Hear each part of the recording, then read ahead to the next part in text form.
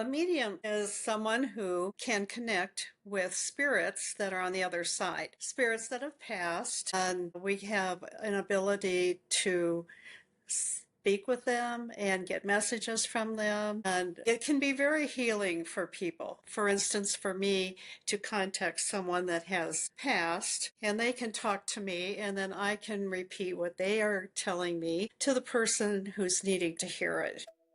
Awakening isn't the end. It's what happens after. This is Wakened Earth.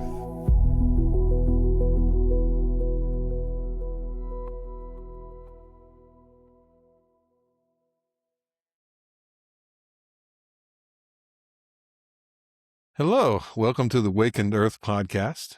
Today we have a very special guest, Nancy Dorland. Nancy is an ordained minister, a certified medium, and a teacher with Chesterfield Spiritualist College. One of my teachers, well, a great teacher. So right now we'd like to welcome in Nancy Dorland. How you doing, Nancy? Well, I am doing great. Thank you. And I'm so delighted to be able to be with you today. Yeah, thank you. I'm really delighted that you've decided to come on the podcast and join with us and talk with us for a little bit about your awakening and what that has done in your life. So you are an ordained minister and a certified medium. Yes. Let's talk a little bit about that. So for those who don't know, describe what a medium is to you. Well, a medium is someone who can connect with spirits that are on the other side, spirits that have passed, and we have an ability to speak with them and get messages from them. And it can be very healing for people. For instance, for me to contact someone that has passed, and they can talk to me, and then I can repeat what they are telling me to the person who's needing to hear it. It's a little bit beyond psychic, so there is a little bit of psychic ability within that because we might get a picture of something like, I see you, something that might happen with me. I see you driving a car along the ocean side. So I may see something that would come to pass for that person. Like they're going to take a trip. They're going to take a road trip. That can come through. But mainly the mediumship, though, is the connection with spirits that have passed. Loved ones. Loved People. ones. Usually it's loved ones. But then also we have guides. Some people are very connected to angels, and that's a possibility. There are other people that are connected to, like Mother Mary. Many people feel very comfort with Mother Mary, and she can come through for them. So that there's a wide variety, and and occasionally, sometimes a pet will come through. Somebody's had a beloved dog or cat, and I'll feel the presence and just feel the warmth of that pet. And so that's a fun thing that can happen too. But usually it's a loved one that comes through. Well, I would think that that would be what most people are seeking out mediums for, because it's a very healing art, right? It's all about Yes. helping people heal, helping people get past the trauma of losing someone on this earth. Right. Right. Yes. And often if somebody's been very sick before they pass, it's very reassuring to hear them say, I'm doing just fine. I'm well and I'm doing fine on the other side. And that's something that's very reassuring for people. They need to hear that sometimes that, okay, that pain is gone and whatever happens on the other side is what they're doing, but they're enjoying it.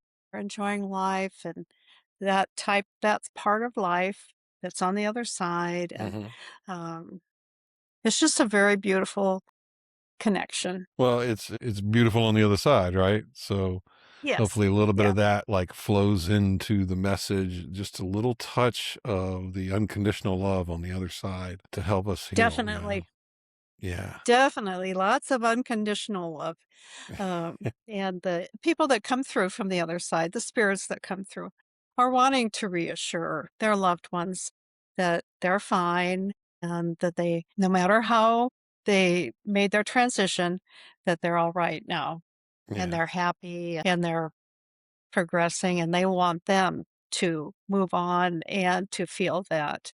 That's a general message that comes through so often because that's what they want to convey to their loved ones. All is well and you can be well and move on. Yeah. Mediumship is so cool. And the psychic ability, tapping into that, seeing past, present, future, all combined into one kind of Yes. reminds us how time really doesn't exist on the other side. That's really kind of a human 3D construct that we have, Yes. and how they know that everything's going to be okay because they can see Mhm. it on the other side. They don't have to, guess. Right. It's Right, fantastic. it's reassuring that life goes on, that your soul, your spirit goes on, and that's one of the main tenets of spiritualism is teaching people or allowing people to believe or however you wanna, voice that life goes on, it continues. Your body's not gonna continue, but your soul will continue, and so live your life thinking of your soul. That Yeah. unconditional love, that is the that's the basic thing that we are is unconditional love. Right. We are love. We are loving. God is Yes. love. We are Yeah. pieces of God. Therefore, yeah, we are made of love. And when we tap into that, it really helps heal and Yes. get things done. Any kind of creative power that we have comes from love. Yeah. And Go ahead. it helps with the fear. Many people fear death and what lies beyond and through a mediumship and through connecting with loved ones and bringing information to them that they feel that that is that loved one that is coming through.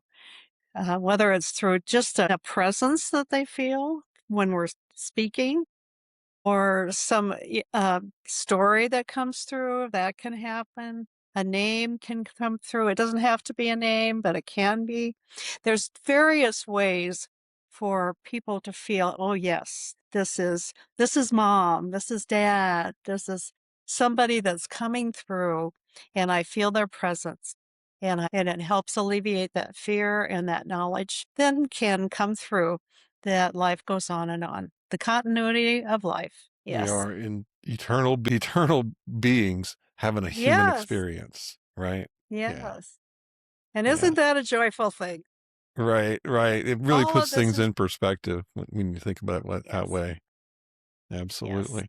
So I want to, talk to you about, you have these gifts.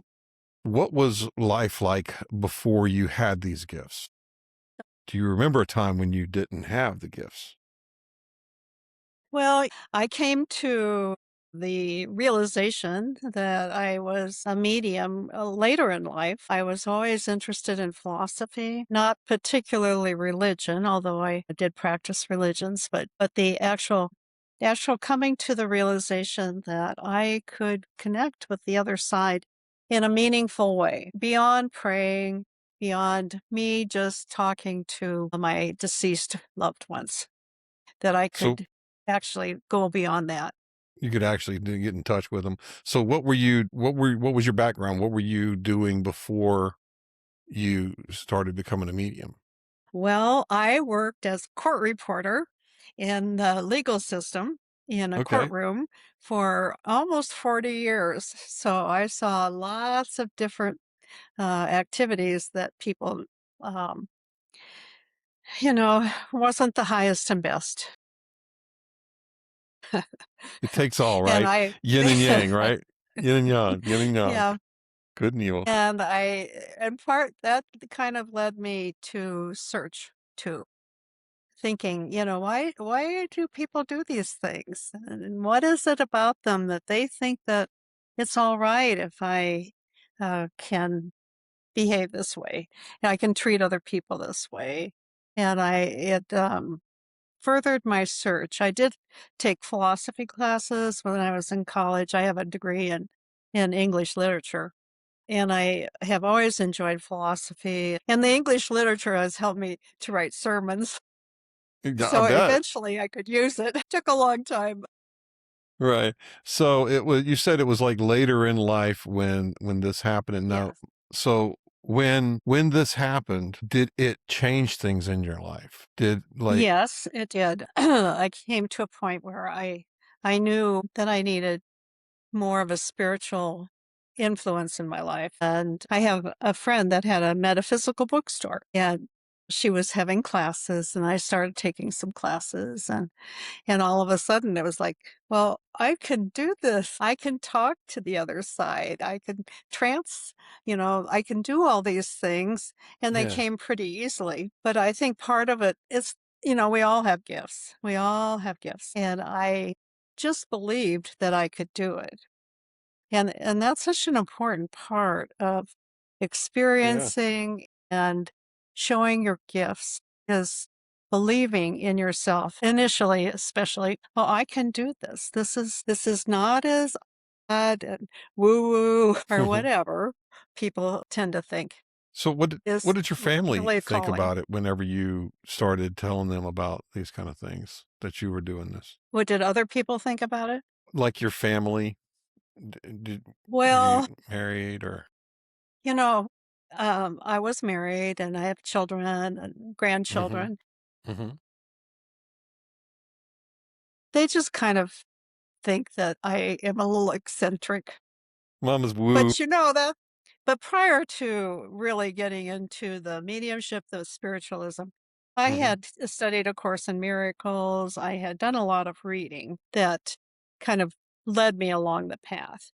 Especially A Course in Miracles did. It opened up my mind, my heart, and I was meeting with a group. And actually, I recommend anyone who's wanting to explore your gifts, or you're not even sure you have gifts, but Mhm. you want to explore what they're about, to meet with a group of people that you trust. And, you kind of feed off of one another and you explore together. And it really is something that helps a lot. It really just, it helped me Yeah. a lot with the Course of Miracles. And then it has helped me with development classes and I still enjoy, just like this, our talking about all of these things.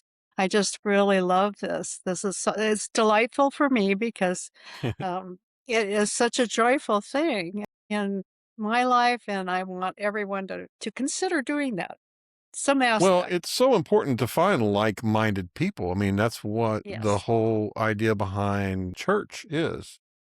Yes. Gathering, getting together with people that believe like you do, or at least are open to beliefs and hearing what other people do believe. That's a huge part of human society, of where religion and everything comes from, is getting together and sharing in that piece of unconditional love and trying to bond over it. We are such Yes. pack animals, even if we're loners, we're still pack animals, in this flesh.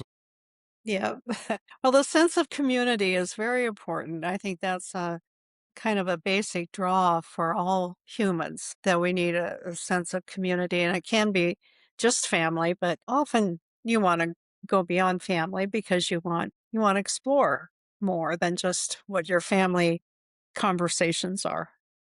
And there's Yeah, nothing, yeah, I'm a lot not of times. I'm not putting that down at all, but I'm saying to go beyond that is, can expand your mind, and you can bring that back to your family and to your Right. community. Yeah, you have to accept it. A lot of times it seems like even though on the other side, I know a lot of people believe that on the other side, we choose the life that we're going to lead. We choose our family. We choose a lot of the things that are going to happen to us in life, kind of a soul plan. And even though we choose that family, it doesn't necessarily mean that that family is going to follow us in the journey or even agree with our journey. They're people just like anybody else. I know a lot of people that have an awakening wind up actually losing a lot of family members because they just won't accept the spiritual kind of life. That's true. That's true. And I think Yeah. a piece of advice I would give is to to make it a gradual revealing of what you believe. Give 'em a little bit of nuggets here and there. Yes, rather than just throw it all out to them because a lot of people are brought up in a family or in a culture or whatever Mhm. where all of this is maybe they just don't understand it or they just have different ideas. And if you can show that you are coming from a place of love, you're coming from a place where you've thought about it, you've considered, what am I doing here? And this is feels so right for me to be doing this. And I want to share that. I understand that not everybody feels that way. So let's just do it gradually. Break them in slowly. So, Yes, I do. part of awakening or personal transformation, was the hardest for you? Coming into this life, what was the most difficult part of making the change from a court reporter, Yeah. being in all of that, to going to being a minister and a medium? Well, um I did not share at work what I was doing, what I was exploring. I might Yeah. have said I'm doing some spiritual work. And, most people just let it go at that. And if they want to know more, I could give them some books or something like that. So that part of my world was separate from my spiritual exploration. And I think that's fine. We have to be comfortable with whatever we're doing because if we get too uncomfortable, then we might give up. And if you're called, you have that calling, you have that draw, just keep in mind that it's yours. It's no one else's. It's just yours. So so take care of yourself. Take care of your heart. Take care of what you're learning and slowly progress if it's slow. If it's fast, that's wonderful. If you're at a point where you could just zoom it along, that's wonderful. But that doesn't mean everybody else has to be part of it. So, when you share that, did it deepen the relationships with you and the ones that you shared it with? I'm sorry. When you shared your gifts and when you shared, Uh-huh. your journey with your friends and family, did it deepen the relationships or chase them away, or did you feel I see separation, what or yeah. yeah. Well, because I studied A Course in Miracles, Mhm. and that kind of got them used to the idea of, "Well, mom's kind of eccentric," or, you know, she has a different way of different philosophy, and so that kind of led me down the road to eventually to mediumship and becoming a spiritualist and feeling very, very comfortable talking with spirits on the other side and bringing that joy and love to other people. I haven't had a lot of um, problems with family. They don't, they're not real interested in what I do. Um, But they but tolerate it.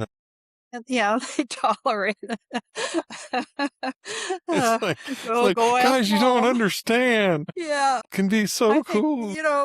but I'm happy and they see that. They see that I'm Mhm. happy with this That's great. and I don't struggle with it.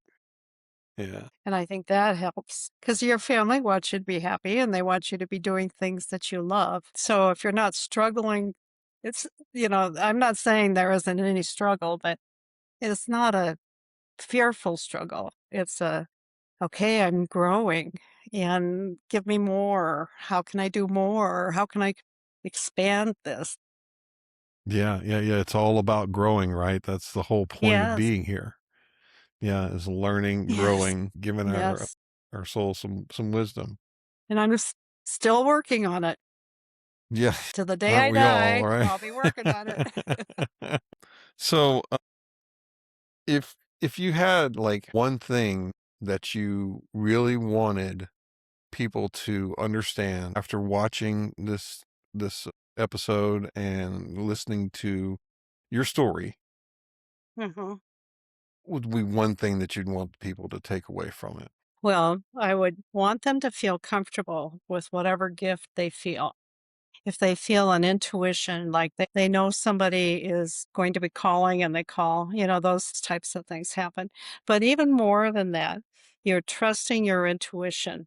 If you meet somebody and you feel an automatic bond with them, that's wonderful. But if you feel a hesitancy, pay attention to that. I think that's all part of a spiritual gift, Hmm. to know who you are and accept that you're going to have these feelings.